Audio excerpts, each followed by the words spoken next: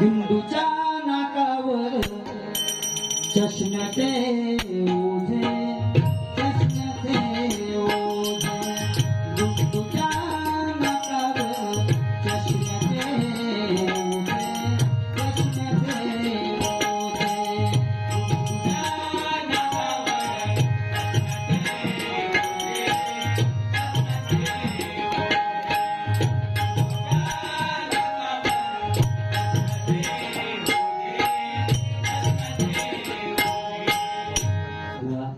मी तुमच्यासाठी गाणं म्हटलं. मी म्हटल्यानंतर कोरस मध्ये जयेश म्हणून तयार नाही आहे गाणं, पण म्हणतो मी सुद्धा समदुःखी आहे. बाकी सगळ्यांनी म्हटल्याने तर माका आता असं वाटत राहिलं की मी उगाच म्हटलं, तुम्ही पण म्हणत नाही. असू दे, तसं नाही, तुम्ही भारीच असू, तुम्ही पाठी पुढे जाऊचा अजून एका जाग्यावरच आहे. तुम्ही जागा सोडलंस की मजाच येतात. असं वाटतं की आम्ही जनशताब्दीतच बसलो.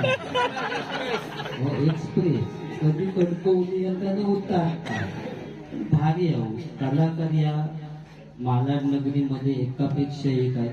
आणि नंतू म्हटल्यानंतर प्रयोग बोनी सांगते कुठेही बारी असली तरी ते अजून गावात सुद्धा जातात. फक्त मग आमका दूर येतात गावात.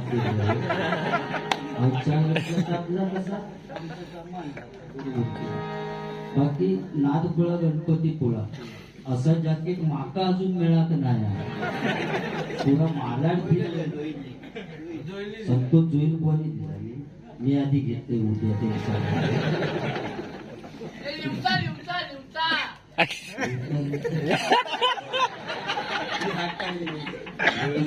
स्विमिंग टँक ना त्याचं पाणी सुद्धा रोजच्या रोज बदलीचं लागतं. पण ज्यावेळी स्विमिंग टँक भरतं त्यावेळी 5,000 लिटर असतं आणि संध्याकाळी पुन्हा उपवासतं तेव्हा 7,000 लिटर होतं. 2,000 कसा वाटतं ते परमेश्वराला माहिती. पोहणाऱ्यांची कामा मार उडी वाढव. कोलियुग आहे. एखादी महिला मार्केटमध्ये जात असली तर आपल्या मुलांना शेजारणीकडे ठेवून जाईल, पण आपल्या नवऱ्यात कधी शेजारणीकडे ठेवून जाणार नाही. परिस्थिती बद्दल अध्यात्म आहे. फक्त वेगळ्या स्टाईलने सांगतो आहे मी. फक्त बुवा फक्त काय सांग म्हणजे त्यांचा बरोबर सीतेला पळवून दिली रावणाने वगैरे अशा स्टाईल मध्ये सांगतो. तुम्ही जरा वेगळ्या पद्धतीने सांगा. समजा एका ट्रॅक वर नाही गेलो तर ऍक्सिडेंट होऊन मरा आम्ही, हो ना. काहीतरी वेगळं हवं म्हणून हे प्रयत्न चालू. बाकी काय पूर्वीचा काळ वेगळं होतो. पूर्वीच्या काळात बुवा एखादं पोरगं फाटकी पॅन्ट घालून गेलो तर त्याला आई रकू करून देत होती. कारण शाळेत गेल्यानंतर बाकीची मुलं असतील अमुक माणसाचं पोरगं फाटकी पॅन्ट घालून गेलं. पण आता परिस्थिती बदलली आहे बुवा. जेवढा फाटकी असत तेवढी किंमत त्याची जास्त. चांगली पॅन्ट घेऊन गेलास तर 1,000 रुपये आणि ढोकरावर भोका पडलेली 2,000 रुपये. म्हणजे आज फाटल्याची किंमत वाढली आहे. कॉलेज सुटल्यानंतर पोरगे आणि पोरी घोळक्याने तर तेव्हा असं वाटतं की बॉम्ब स्फोटात नाही. कपड्यांची चाळ, कोणाच्या पाठीवर भोका, कोणाची ढोकरा फुटलेली, कोणाच्या हाताची चिडका उडालेली. म्हणजे बदलला सगळं. आज फाटक्यात किंमत वाढली, बरोबर ना. फक्त मी वेगळ्या स्टाईलने सांगते एवढंच विषय. तर असा करू नको. आई वडिलांची सेवा करा. त्यांना कधी दुःखी ठेवू नको. कारण आई ती आई असते आणि बाप तो बाप असतो.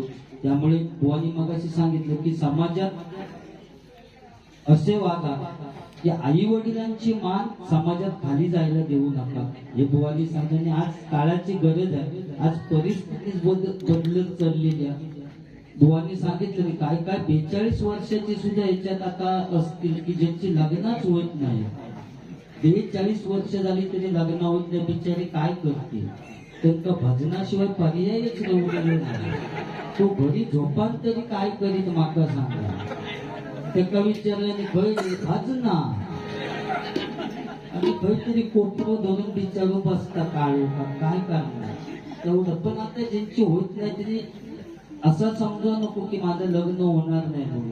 100% होणार. फक्त तुमका स्कॉर्पिओच मिळात याची अपेक्षा करू नको. साधी टमटम मिळाली तरी ती स्वीकारा आणि एकदा ते मे महिन्यापर्यंत मोकळे व्हा.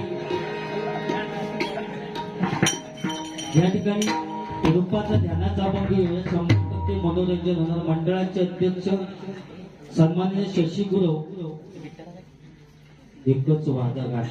गजराच्या वेळी म्हणाय नाही सगळी गाणी. रूपाच्या अभंगाच्या वेळी रूप घालणार.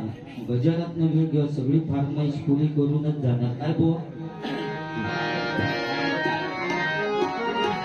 आमच्याकडून 100 रुपयाचं पारितोषिक आणले. मंडळाच्या वतीनं आभारी आहे. धन्यवाद. त्याचप्रमाणे या ठिकाणी अर्चना